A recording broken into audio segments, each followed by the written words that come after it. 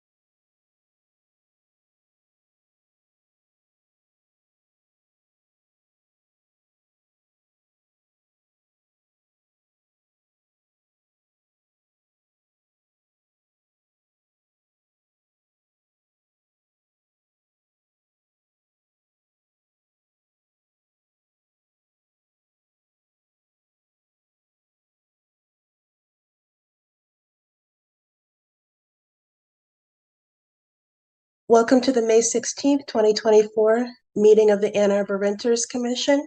The purpose of the Renters Commission is to advise the City Council and the City Administrator in matters affecting renters in the city. The Ann Arbor Renters Commission is made up of voting members who are appointed by the mayor and approved by City Council, 2 non-voting City Council liaisons, 2 non-voting members representing different landlord perspectives, and a non-voting representative. This meeting is being recorded. During any of the public comment opportunities, you'll be able to speak through the webinar link or by phone, depending on your method of access to this meeting. For phone access, please call 877-853-5247 or 888-788-0099 and enter meeting ID 935-8080-1941. To be called on to speak, callers must press *9 if listening by phone or using the raise hand feature if viewed through the web link a2gov.org/renterscommission-meeting.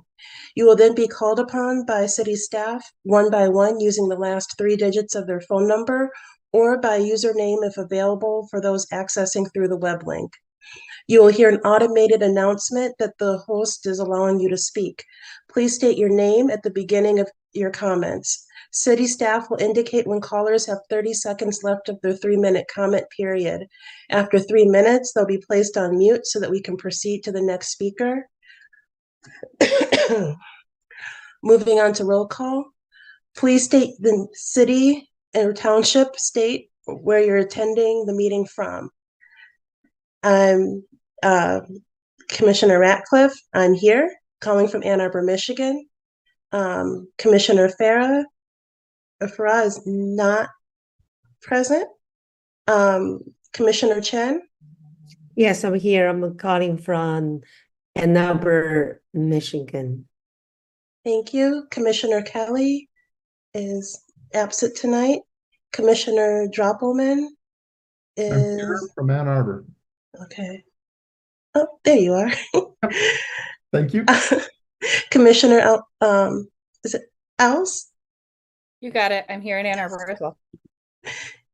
Good evening. Commissioner Lowe's is absent tonight. Commissioner Tibbetts. I am here in Ann Arbor. Welcome. Commissioner Rosen. I'm here in Ann Arbor as well. Commissioner Ratcliffe. I'm here calling from Ann Arbor. Commissioner Thomas is absent. Commissioner Pitts. Here from Ann Arbor. Welcome. Commissioner Good. Here in Ann Arbor. Welcome. Commissioner Redina. I'm sorry, Councilmember Redina is not on. Councilmember Harrison. Here from Ann Arbor. Welcome. We do not have a quorum, so we can't move to approve the agenda, correct? That's right. But since without quorum is sort of informal, if there's anything that you would like to change or add, be kind of flexible. Okay. Is there anything anyone would like to change on the agenda, or should we? If not, we'll just move forward.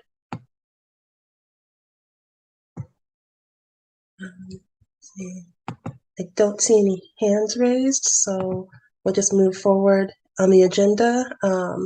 Again, we don't have quorum, so we'll wait until the next meeting to approve April's minutes.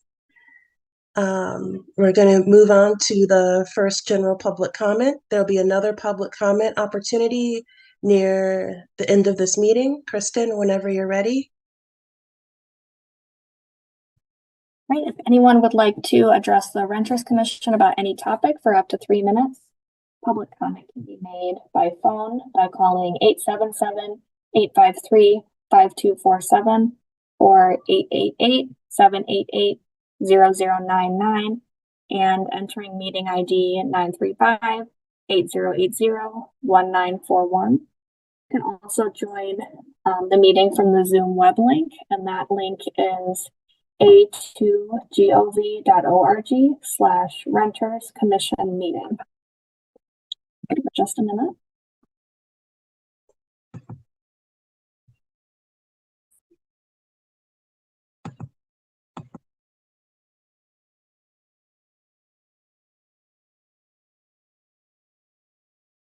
There are no attendees. Okay, then we'll move forward.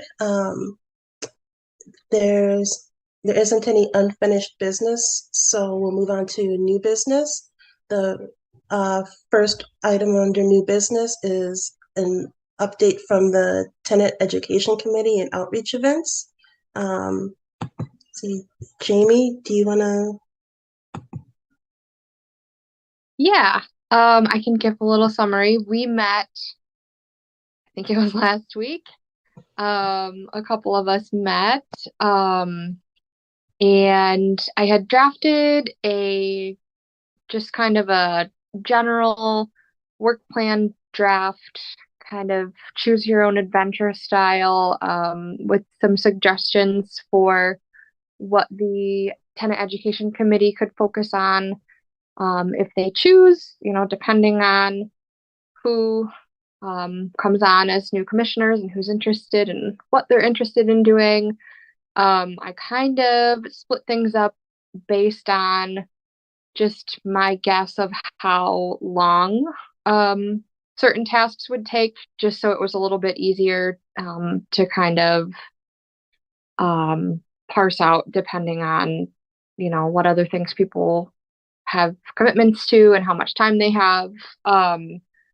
So unfortunately, I don't have the ability to share my screen, but we could definitely have Kristen share this out. And I can just run through some of the things that we talked about potentially doing. We discussed coordinating like semi-regular speakers from local organizations, sharing local resources for our regular Renters Commission meetings. The thought of a newsletter came up, maybe something either monthly or quarterly, and have that distributed to the Renters Commission listserv. We discussed maybe some infographics describing different tenant education or tenant rights materials, either if someone was interested in producing new materials or seeing what was out online already existing, that seemed like a good fit to share with tenants. And then one of the things I think that was discussed, and correct me if I'm wrong, but it seemed like more of a higher priority of interest, was maybe focusing on how to get some of the tenant education materials, like the rights and duties booklet, translated into different languages so that they're a little more accessible for members of the community, because right now that it only exists in English. And then I think I don't remember the person's name. Rosanita, feel free to jump in if you do, but there was like a accessibility coordinator maybe at the city. We have the ADA coordinator, and at last night's CODI meeting, what she suggested was actually like getting a list of or talking with Fair Housing, because they have a lot of the like ADA kind of accommodations and modifications come through the Fair Housing Act. And CODI itself said that they said that they'd be interested and that we kind of work on that a little bit during the summer. What's CODI? Yeah. Oh, sorry. It's the Commission on Disability Issues. One thing that I had noticed about the rights and duties booklet is that there's nothing in there that discusses anything about what to do if you have a disability, and you need to, like, say, request a modification or accommodation from your landlord, who has to pay for it if you do, how that process is supposed to work. Also trying to make sure that it's accessible. For example, while we have the regular printed versions, we don't necessarily have like a large print version of it.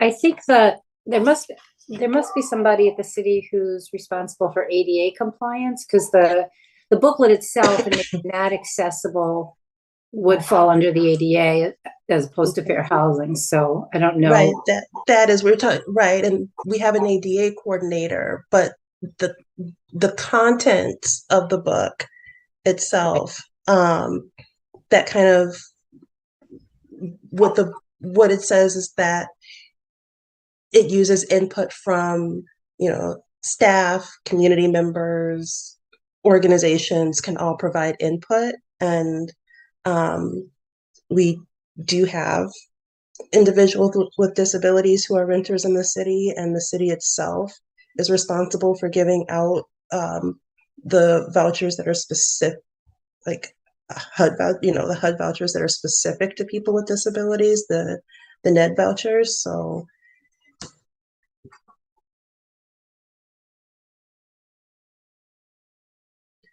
yeah, that'd be good to include some information. That also includes information because people are aging in place, and while they may not have had a disability when they were younger, now that they're older, they might need a rail in the bathroom or something. Perfect. Yeah, thank you for explaining that, Rosita.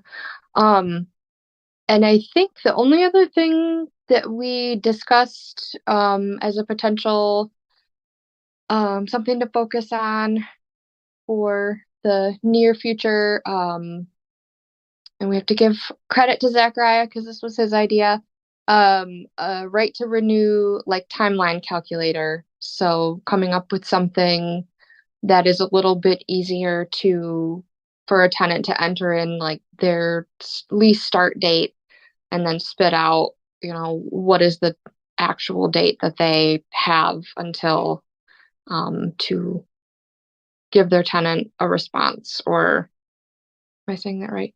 If they want to renew or not, that time period. Yeah, so I think those are the main things that we talked about. I also offered to attempt to record a like a stream tutorial, and that is on my to-do list for this weekend. So I will share that with Kristen once I'm able to get that recorded, and you all can do what you wish with it. But yeah, I think that's everything that we discussed for the most part. Feel free to jump in if I'm leaving anything out, though. I think that was most of it. Does anyone else have anything to add? Because I think we met twice between the last meeting and this meeting.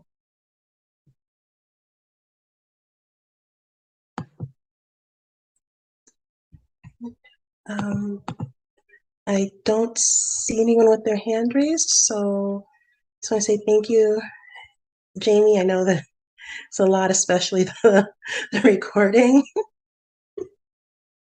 And I think once everyone has a chance to see the plan, then we can have it on the agenda for next month's meeting to go over it, see if there are any questions. Okay, we're going to move on to agenda item 7B, discussing the right to renew complaint process.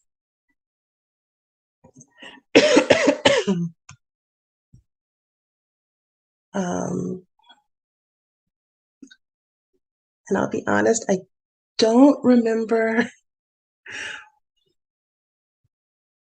what we were supposed to discuss about this. Kristen, help. I think there was interest in seeing the complaint forms to kind of see how the updated forms are functioning and like what people are complaining about, if there are any trends. And then we have John Reiser here who can provide like additional clarification if available for any of them. And maybe John can give us an overview of what complaints they're seeing and update us on what's happening with those. Well, I was in court on one today, actually.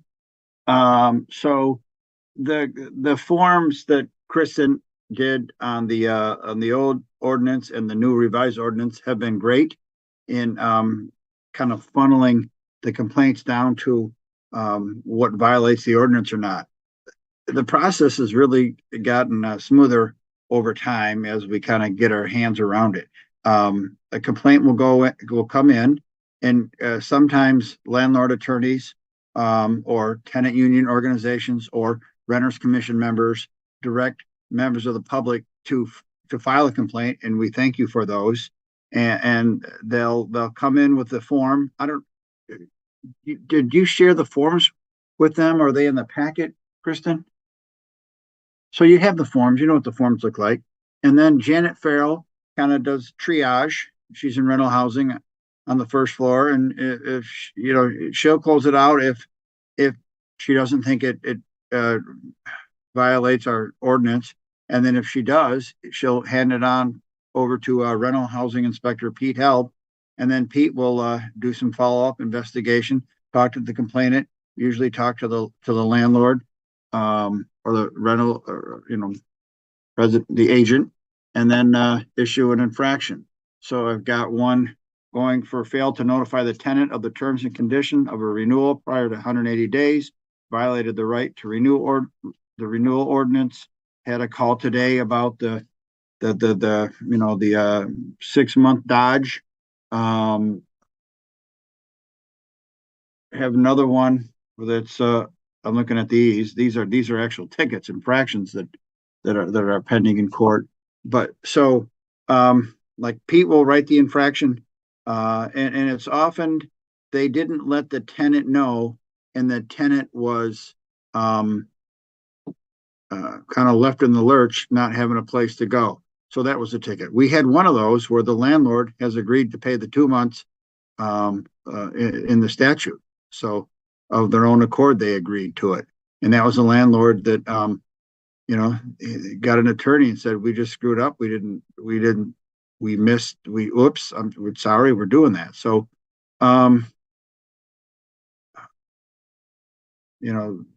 if you have specific questions, I don't know if Kristen, did you provide them kind of the overview that Pete put together in a redacted format? Okay. Yeah, I added Pete. So Pete provided like an emailed update of some cases that are kind of active on his plate right now. And I included that in the, kind of like that redacted report that included like date information and then the complaint form. So you have that information. Would you say that it's like, in the forms are working the way that they should, or are there things that could be improved with them or anything like that?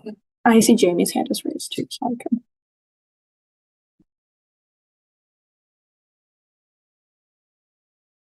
Yeah, just a quick question. I noticed, and I was gonna look it up, but I noticed these have a code case number. Do they get entered into Stream? They are in Stream, but I don't believe that they are, I don't think they're publicly searchable. And so, I guess that's all the information I have on that. The 22 just identifies the year the case was created, and you'll see that's consistent, I believe, with the opened date also on here.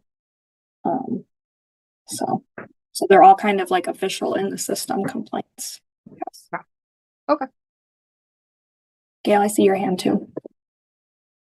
So, John, I'm just wondering if you can talk a little bit about like what happens once Pete decides that there's an infraction. How are these following up? Like where have they gone from there? And then I also have a question. You mentioned the 6-month dodge.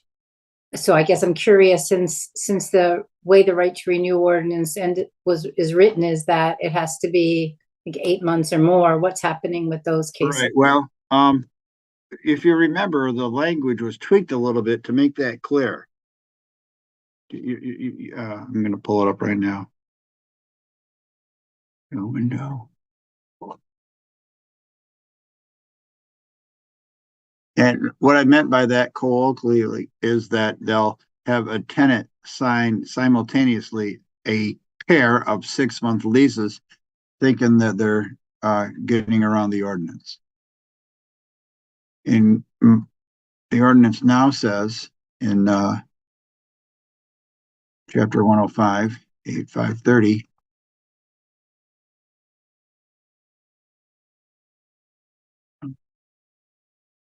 I think it talks about total duration of the lease. yeah. I'm looking for that. Yeah, you and I both know it does, but where does it say that?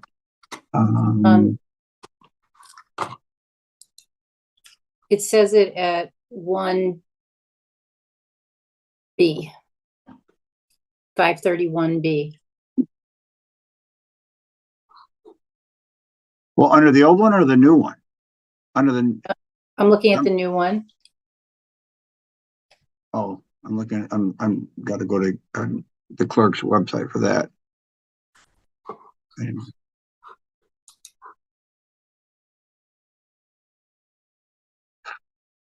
Gail, are you sure that 531 is the new one? Didn't we get rid of 531 and combine them all into 530? I'm sorry. It's 530, section 1, subsection B. Right. Leases with less than 8 months total duration. Yes. So so Pete's looking into one of those right now. So we're getting complaints about those. Oh, sorry, my lights just went off in the city hall. And then I guess the other question was back to what happens once there's been an infraction. Well, if there's been an infraction issued, we always set it for a formal hearing. And infractions can be an informal hearing, which would go in front of a magistrate. And then you can't be represented by attorney, including the housing officer, the rental housing inspector, rather. So I want to be involved on them to know what's going on, and I want to make sure that we know about it. So we ask for a formal hearing, which sets them in front of a judge. They go on Judge Perry's docket, and I'll be there. Sometimes a landlord will have an attorney. Sometimes they won't. The attorney will call me, and some attorneys know about the law, and some frankly don't. Like the one this morning that we adjourned, it's not a registered rental. They don't have a certificate of compliance. They messed up a couple ways on the right to renew. So they actually had 2 tickets with 2 counts apiece, 4 counts. So it got adjourned for the owner. It's somebody that owned a house in Ann Arbor, moved out of state, and thought it'd be fun to kind of rent in Ann Arbor, not knowing how tricky it can be and all the rights that the tenants have. And they're committed to kind of getting it right. So we haven't, usually it's an adjudication and a plea of responsible. And, we try to, one of the things Pete and I are kind of focused on is how was the tenant harmed in this one? What it was, was the tenant not able to secure housing somewhere impacted, or do they have to get more expensive in housing? So, what does the tenant kind of feel about it as a factor? I see Rosanita's hand. I don't know if I'm to call, or I guess she's the chair. She can call on herself. I am, but I wanted to wait my turn, right? I guess I had one question, but your answer kind of gave me a second question or a follow-up, or they're both related. I guess I'll start with, since they didn't have an actual legal rental, then does that end up in stream as not complying with that? Like, is there something formal in stream if it turns out someone's rental unit wasn't legal? I would think so, and I think that would be a question more for Pete. Or Christian, do you have access to that database? I don't know if you access it to it. Now, you know that if it's not a registered rental or a legal rental, you can escrow rent, right? That's something that can happen. Or CFC.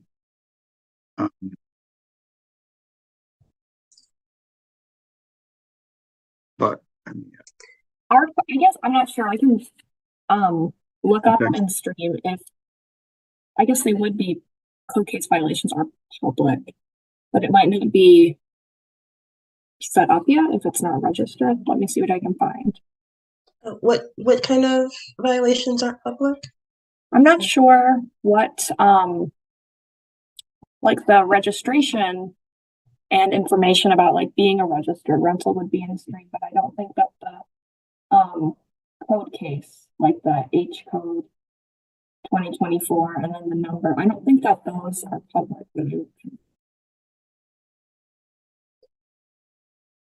I guess while you're looking that up, my other question is, with the ELO after, with the complaint, though it sounds like those aren't searchable within Stream. And so if they do, sorry, the legal terminology kind of eludes me right now, but as if they do kind of plead guilty or are found guilty of violating the ordinance, then will that eventually end up in Stream down the line? How would it be for me as a renter to know that, say, I'm looking at a place to find out, oh, this landlord here continuously, violates this particular ordinance, or oh, this one here, like, they're fantastic. There's nothing in here about them. The certified rental shows in stream, and then from there you can see information about the rental, and then I think also possibly the inspection. The certificate of compliance, and then for inspections, I think what you're asking is, well, I don't think there's information on in Jordan or Bob as landlords or John Reiser. Kind of like the absence of something isn't in stream, but like if they do have an inspection or they do have a registered rental, that would be in stream. But I don't believe that it shows that there's like available information on violations. Like they don't have. Yeah, that's a little unclear to me about what violations are in there and what are not. I frequently will look up a house, like say a student or a parent contacts me, is like, can you look this up? And I will look up the house and I can see where like it's been posted uninhabitable or something. But maybe John would have a better idea of like what ticket level gets into stream and what doesn't. That's something that isn't clear to me, but it's not a cut and dry that there are violations don't get into stream, because they do. And if you have a bad inspection and you fail it, that's in there. But I'm unclear on like what level of ticket would get in there and what would not, if that makes sense. Because usually the ones that I see are like more egregious, that it was posted non-compliant or posted uninhabitable or whatever, that more egregious cases. I'm just thinking, like with ELO, when you're going to have some that are continuous complaints, and so at what point is that going to be visible, and where would that be visible? And that's a good question. And I don't know, because I don't use the stream database. I get my stuff from the rental housing inspector about, he gives me a complaint. He gives me the documentation. He gives me the opinion. And then really what he gives me is he gives me a ticket that shows up on a docket. So I've been texting Pete, and I guess a follow-up question or some, would be, hey, how can a tenant or a prospective tenant use the stream database to find out whether a landlord has violated rental housing law, either with respect to inspections, registration, or early lease ordering in the future, to know what kind of landlord they might be dealing with. I think that's what your query might be, Rosanita. Yes, it is. Thank you for making it clear for me. Yeah. Yeah. You're like, how do I find the scoundrels? That makes sense. I mean, I think we could probably look at this list too, right? Like, I mean, there are some companies that are on here that the resolution it says got a ticket. So I guess while we're kind of moving through, maybe I'll take a peek at a couple of those as we're going through and talking about other things too. Because I mean, some of these do say a ticket was issued. So in theory, if that's going to be in stream, it would be in stream, I would think. Though some of these are closed date of like 2 weeks ago. So I'm not sure, but I'll look a couple up while we're sitting here. Wouldn't the tickets be searchable on the court website? Well, yes, you can do that. I was going to talk about the JIS system. So you could go into the court system and type in a name of a landlord to see. Now, I don't know how much detail they're going to have there other than the date it was showed up on the docket, whether it was adjourned to a new date, whether it was adjudicated, how much the fines and costs were, and whether and how when were they paid. So you could do that. I don't know. Yes, that'd be one way. To the 15th district court system. Database. Jamie? Yeah, kind of going back to what you were saying, Rosanita. I just feel like stream would be a really logical place. I know we have talked before about tracking violations for early leasing ordinance, and I think the fact that there wasn't really a great system for tenants to know, or even I think for the commission, I believe this is the first time we've gotten like a report, and this is awesome. Like, this information as a tenant would be really helpful for someone that was, trying, if they had the ability to shop around. I think this would be really nice and a way to improve transparency around some of this stuff. I understand maybe you don't want to put everything in there, but I think with the things that are redacted, I would think that would be a fair thing to have accessible to tenants. The information in the report is information that would be provided if FOIA'd. So if somebody were to request kind of specifically these documents, I'm not sure that rental housing would prepare them in the same format, but the information would be like the city would have to provide it. I know that's very different from being able to easily search it on your own from a website. But it is an option in the meantime, possibly. Yeah, because I was just thinking, like, if you were already going on stream to see, like, is this property, do they have an updated, certificate of compliance? How many violations of early leasing ordinance do they have? It would take like 2 weeks by the time. I mean, it would take less, possibly, but yeah, and I realize it's not super realistic if somebody's kind of looking for housing right now. But I mean, it's better than nothing, and it's a start to have it in there, right?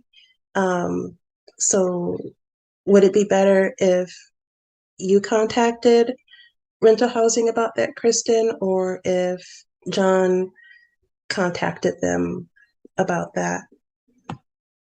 Is the question, can you make these visible to the public on stream? And I know that in stream, from kind of the the inside, you can select what's visible and what's not. So there's all kinds of, I guess maybe not all kinds, but you would just like check to have it be available to the public or not.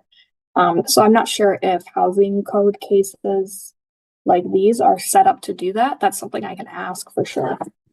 That's next. If you could, that'd be great. So we would kind of know where to go from there, right? Yeah. Because just the address, having a, even if the status was kind of like if they were issued a citation rather than just complaints. Because I feel like a complaint in like the unfinished status, a lot of the, maybe not a lot, but several of the complaint forms were like tenant wants to remain anonymous. But if there's like a date and the apartment or the landlord or something, the landlord, I think there's maybe enough information there to deduce who the tenant is, but maybe after the case is closed. So I'll ask rental housing and see kind of what they're thinking on. Okay, thank you.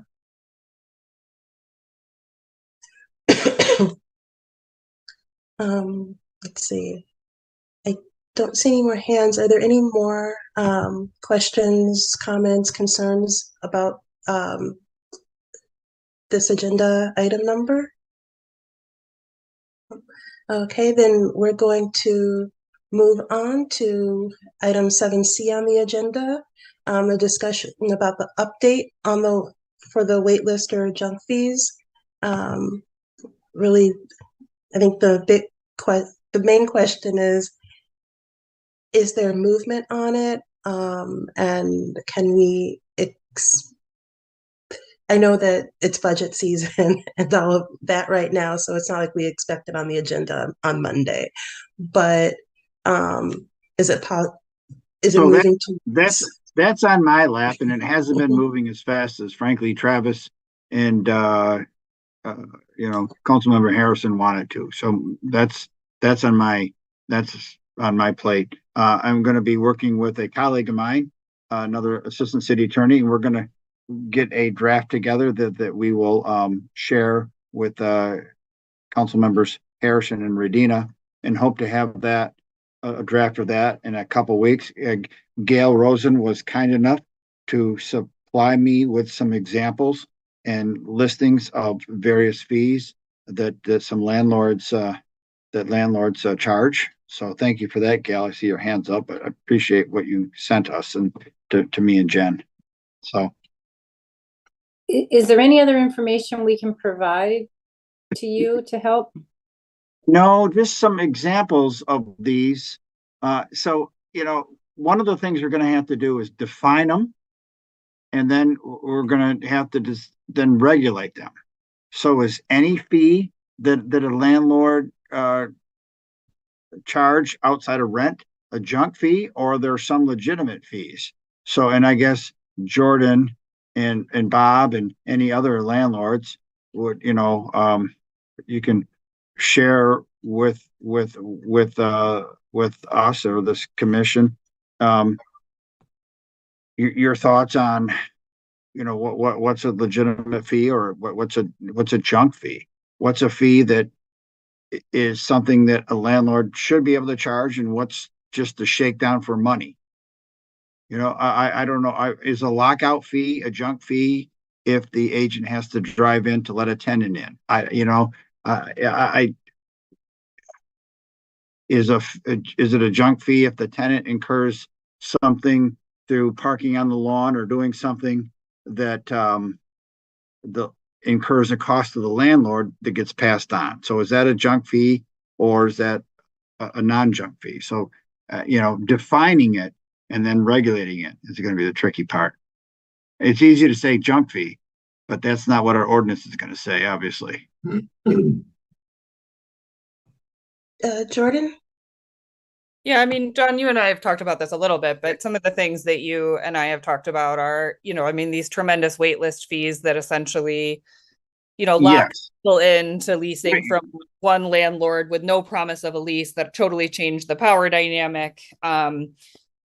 Yes, there are some costs to operating a business. There is a cost to do you know, reference check sometimes. There's time that's spent to do that. There are, costs to have a maintenance person go in. But if the fee is, you know, $350 for a lockout or something, I mean, there are levels at which that's just not, there's no argument for that. You're just trying to cover your expenses as a landlord. So I think wait list and pre-tenancy fees, you know, having to pay for a cleaning fee before you've moved in seems pretty.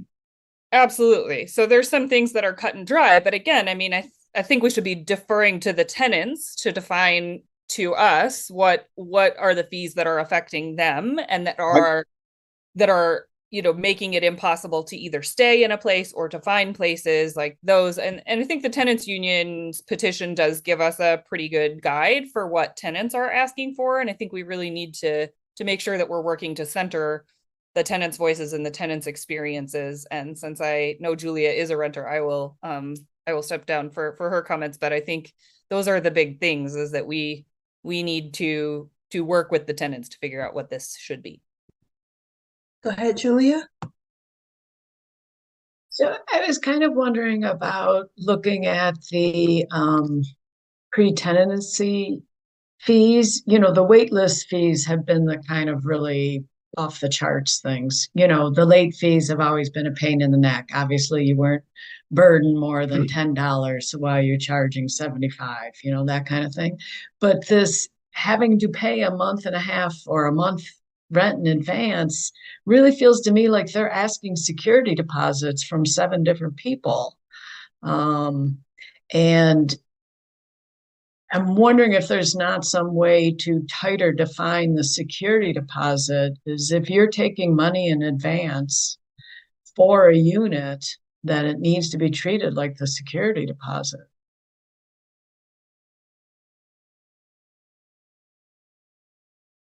Right, because what I did notice is that some of those waitlist fees, they're non-refundable in some cases. And so if I pay $500, $700, $2,000, and it's non-refundable, and you know, I need to be in a place in 2 weeks, or well, in a month, and then you don't contact me for 3 months, I should have a way to be able to cancel that and get my money back. Or not pay that in the first place, really. Yeah.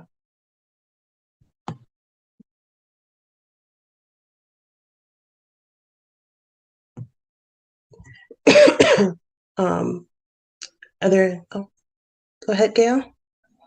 Yeah, and additionally, like what I sent to John were some of the fees or the charges that I see through the tenants that I see, and a lot of them are just these hidden fees that they're not part of your, if someone says, hey, we're going to lease this unit to you for $1,500 a month, and then later you find out, and you have to get renter's insurance, which is not a bad idea, but a lot of landlords require it. And by the way, there's going to be an administrative fee just for fun.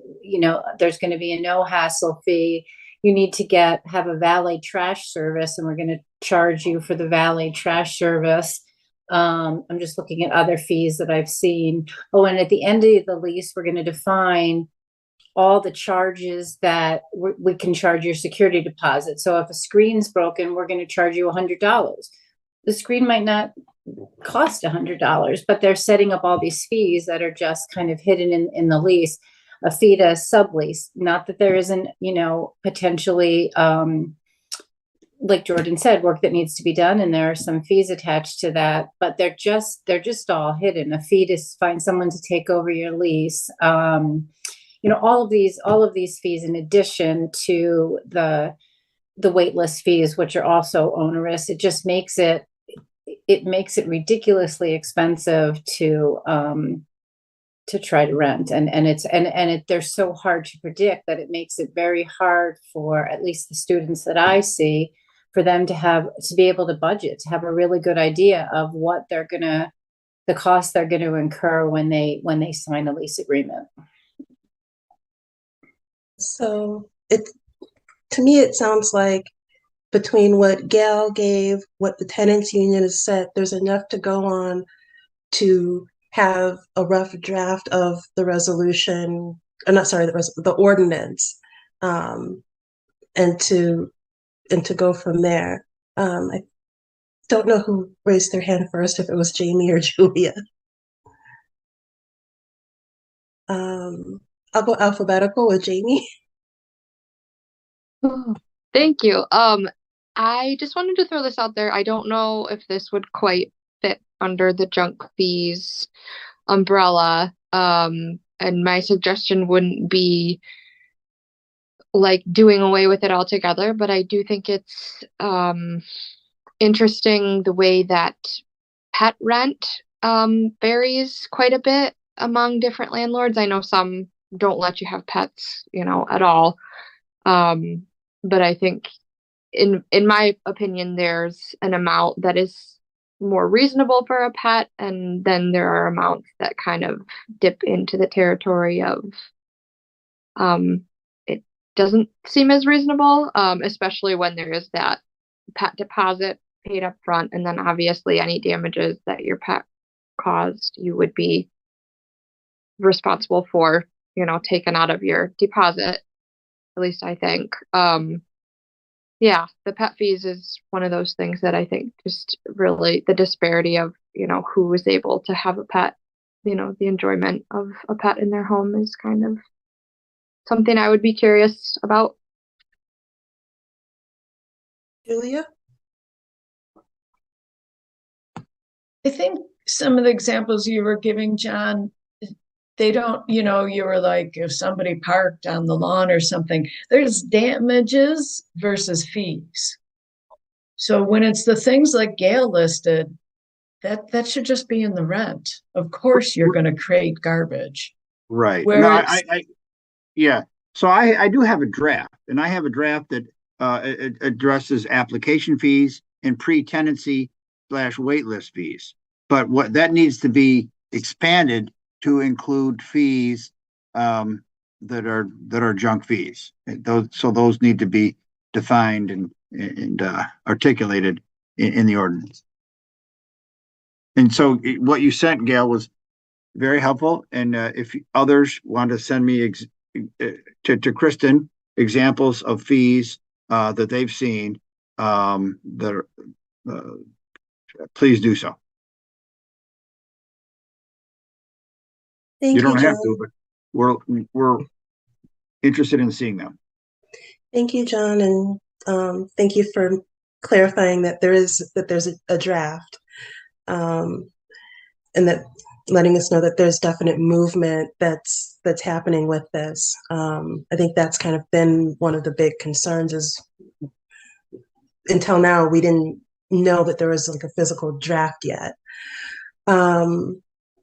Let's see, I don't see any more hands, and so we will go ahead and move on to the next item on the agenda, which is an update on the city budget and the rental housing inspector's full-time request, employee request denial. Kristen? Thank you. I had shared previously a link to the budget explaining that rental housing was asking for a few staff members, and that was not correct. The budget listed, I think, like development services inspector or something like that, and it turns out that they are for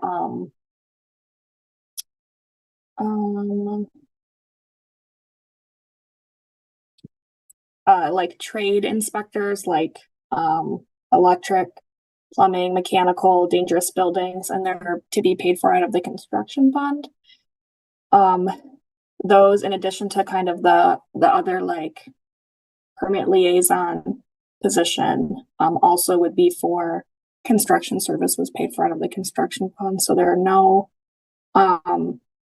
requests for full-time employees for rental housing as part of the request to City Council on Monday.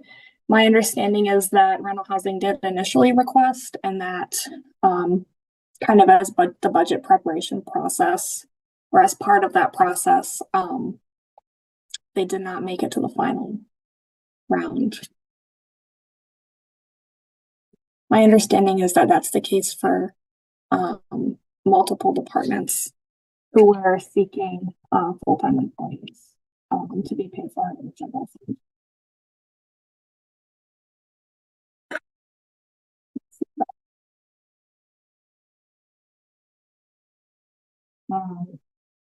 Lisa shared that they do intend to request again next year, and that after they kind of get through this budget and posting the new positions and hiring and training, that they'll be able to focus a little bit more on kind of like gathering information to demonstrate need, if that's a priority for them. Government housing staff will stay the same for the next fiscal year.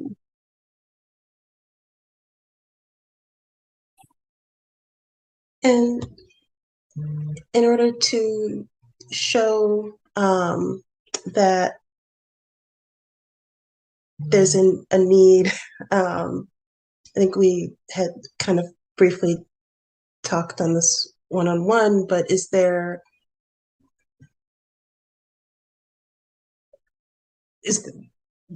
like, I haven't seen a form, you know, that a tenant can use to kind of make that complaint request in another inspection, saying, you know, the fire alarm broke, it's on the floor, and they've never replaced it. I've asked like 5 times.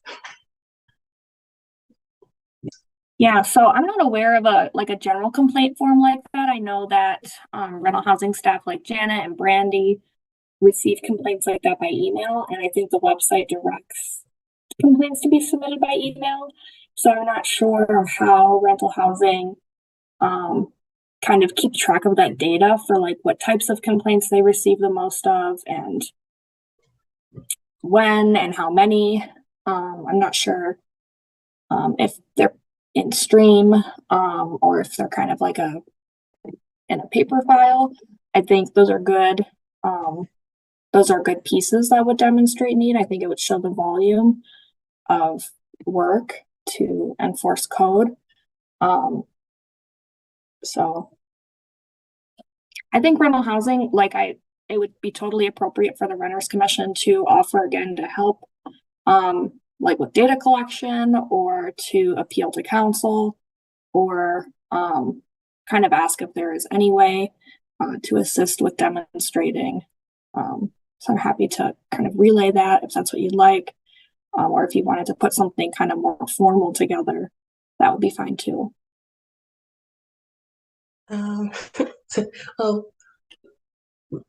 Julia, go ahead. I think it makes sense to maybe meet with them in the end of the summer or something, so that we have some time coming up on the next budget where we can have a little bit more documentation and we can actually talk as a group and try to figure it out. You know, it seems a little bit like if the regularly time schedule isn't being met because there's a backlog of waiting inspections just on the regular biannual, whatever the schedule is, that in itself is like evidence that they need it. But if there's some other way, you know, we can discuss to figure out how best to make this argument to council. And it's totally possible that rental housing kind of prepared that information and provided it to like the city administrator and other staff who kind of prepare the budget that eventually gets to council. So if they'd be willing to confirm or share information on that, I can ask too. So I guess it's not to say, I guess we don't know that they didn't kind of do that, but I'm just not sure how it was weighted, like among other needs at the city by decision makers. I can certainly ask. Yeah, if you could ask and you know, let us know what they say, then I think that would help us know how to go forward. Is that right, Julia?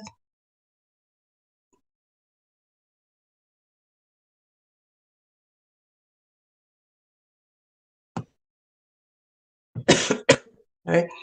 Does anyone else have anything on the rental inspections or staffing for rental inspections? I do if I can. Okay. I've been texting Pete, and he said, first of all, tenants can search Stream to find out with this regard to registrations. Just because there's a registration doesn't mean there's a registration by the owner. Finally, it doesn't mean that there's a certification either. Usually the paper registrations are followed up with an inspection over time. So if a tenant wants to look it up. 99% of the time, they'll find if they see the address listed, they find that it has been issued a license. They can see it online. If there are any problems, they should give me a call.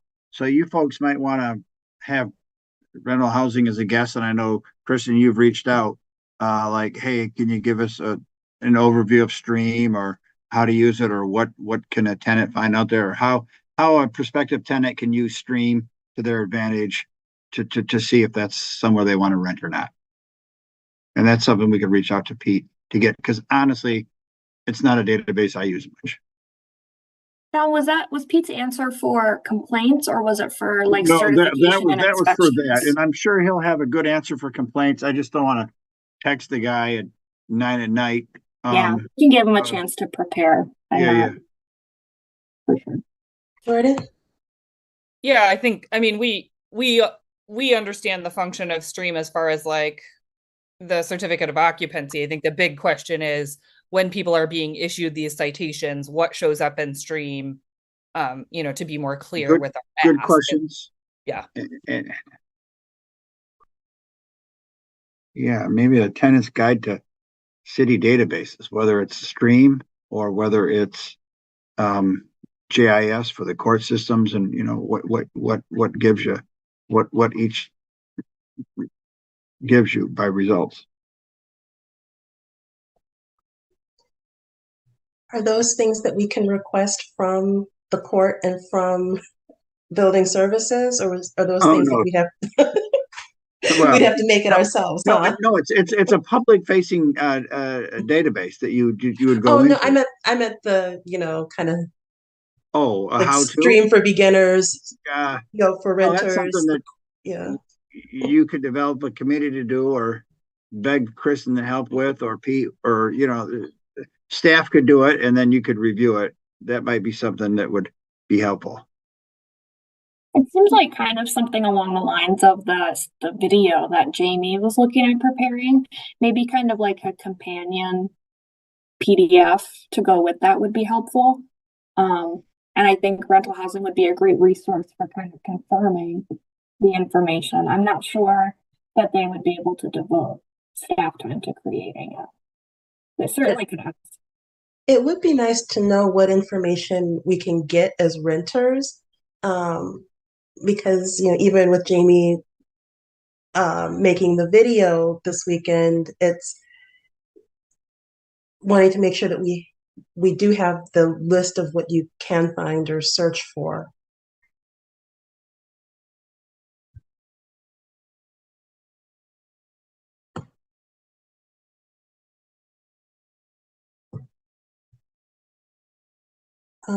Does anyone else have a question or a comment? All right, then we'll go ahead and move forward to planning for the 7E, planning for the next meeting. Does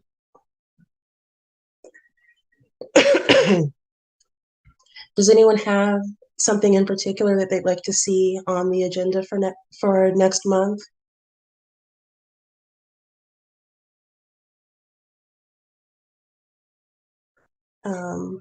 I'll go with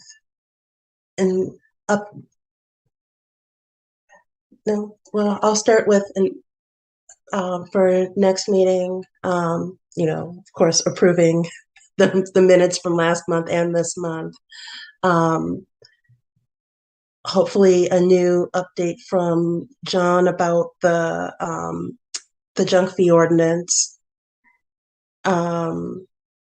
And an update about, discussing the outcomes of the tenant education meeting that we had this month as well.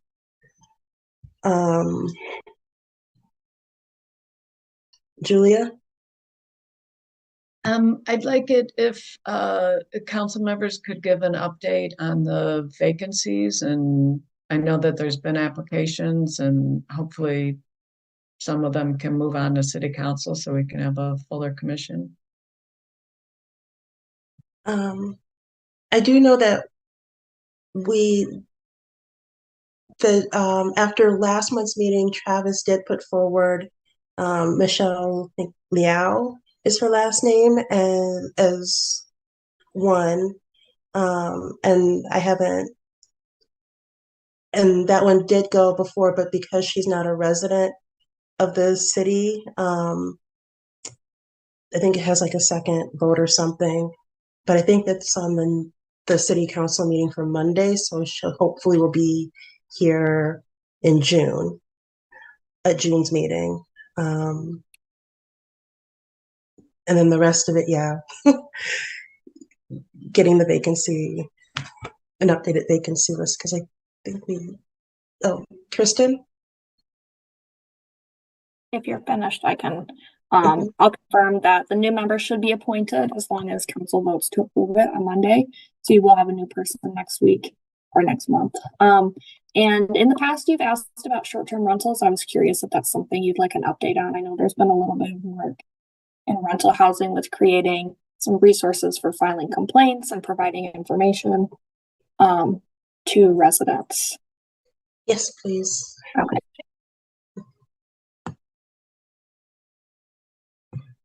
Bob? So what, I know John was talking about a presentation from rental housing. What's the timeline that we would need to get that kind of a presentation scheduled? And should that be a consideration? I reached out to them earlier today with a couple of dates this month based on, I asked about, I believe they last attended in March of 2022, and I know there's been kind of significant change on the commission since then. It was super helpful for the commission, I think, and very informational. So I think it would be good to do it again. I proposed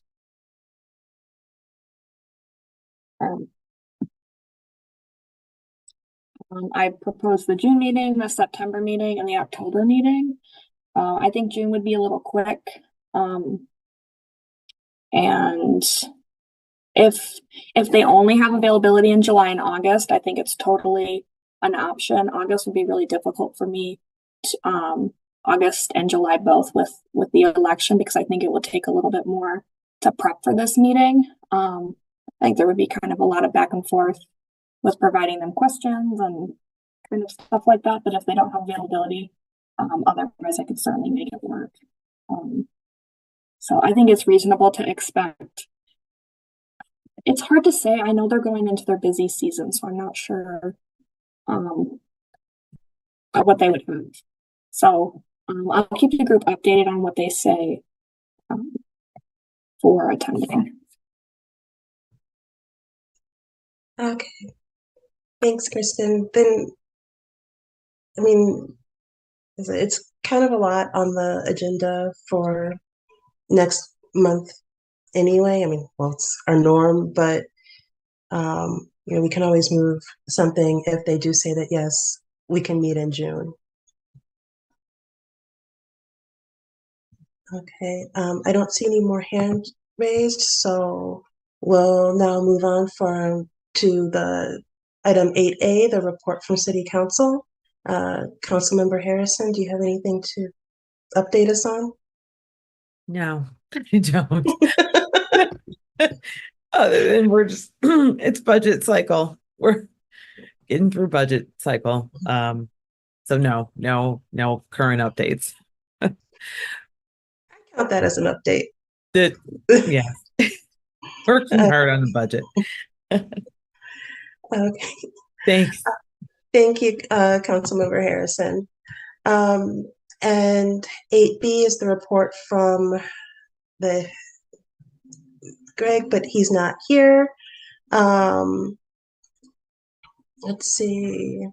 The report, Kristen, do you have anything else to update us with?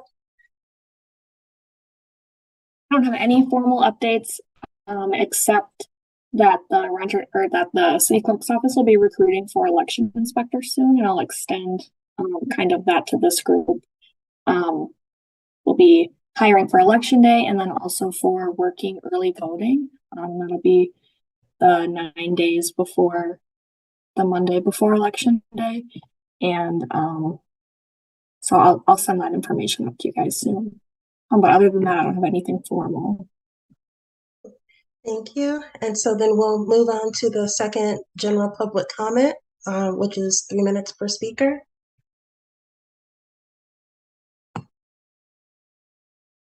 All right, if any member of the public would like to address the Renters Commission about any topic for up to 3 minutes, public comment can be made by phone at 877-853-5247 or 888-788-0099 and entering meeting ID 935-8080-1941.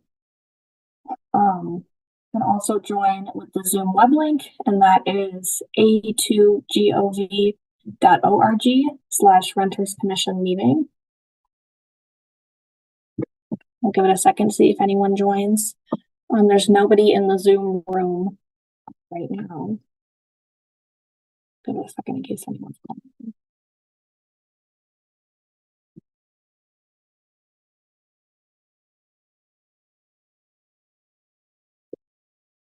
No speakers.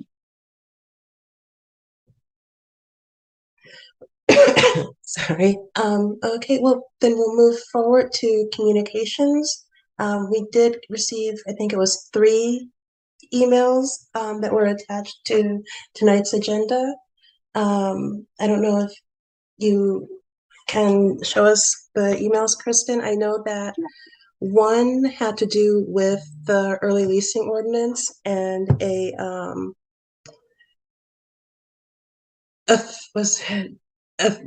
I'll call it a threat of being charged, what is it, 3 times the monthly rent, I believe.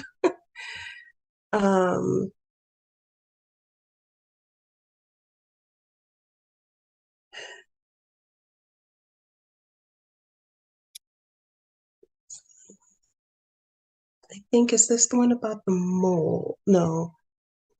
Okay, this one here was a homeowner who lives next to a rental unit where there was allegedly an exchange of gunfire. A young man living in the house was involved. The police and detectives came, and the neighbor would like the landlord, it sounds like, to evict the tenants. But honestly, there really isn't anything that in my opinion, that the Renters Commission can do about this. It's not within our purview. That's between. Does anyone else have a comment?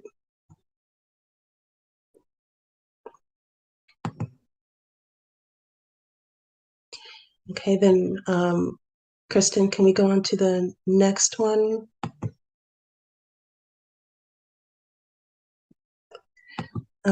Yes, this is the one that I was talking about, where he said that he would start accruing daily charges of 2 times the daily rent because they don't have the signed paperwork, and each day they continue without the signed paperwork, the charges will continue to accrue. And I think if you scroll up, Kristen, there was something where threatening to triple the rent unless he renews the lease. They copied the landlord or the Right. person from the office on this one. But then I think this is their response. Right. The response was the lease requires a 60-day notice to renew or to provide written notice to vacate. if and he asked if he planned to renew or vacate. And thank you, Kristen, for your response saying that we don't have any regulations on that, only on the ELO, and providing that to him. And then the third one was a complaint about mold. And it sounds like the tenant did receive or submit a complaint form. The one thing I wasn't clear about is I don't know if that's a city rental issue or also a county health issue as well. If we would would we say like just refer them to that? I know that it said Dear Janet on there, but that's the only other thing I can think of. I didn't provide any resources about that, and I don't think we have any on the Renters Commission website about things like that. I know the renters or the rental housing website has some information about mold. But that's something we can, if that is the case, if there's like a county and I don't know, like inspection process or regulations there, we can certainly update our kind of bounce back email we send people when they email the Renters Commission. And we could also update the website. I'm also happy to respond with that resource if we can. Yeah, I don't know for sure. It's just normally when I think about mold, I think about health. So I don't know, I can look it up and Jamie? Yeah, I just Googled it quickly. It looks like they do have a complaint process through the health department. Thank you, Jamie. Yeah.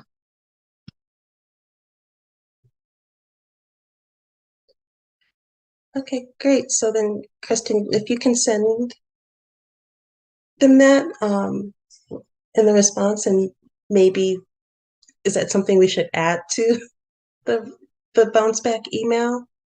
Absolutely. Suggested, yeah. Okay. Does anyone else have any questions or comments on the emails that we received? No? All right, then that's it. We don't have a quorum, but I will say that it's the last thing on our agenda is to adjourn. So I guess I will see you all next month. Thanks for bearing with me on my first meeting as chair. You did great. Thank you. Thank you. Great job. Thank you. Yep, great job. Thank you. Good luck, Jamie. Thank you, and have a great month. Like I said, see you next month. See you. Take care. Bye.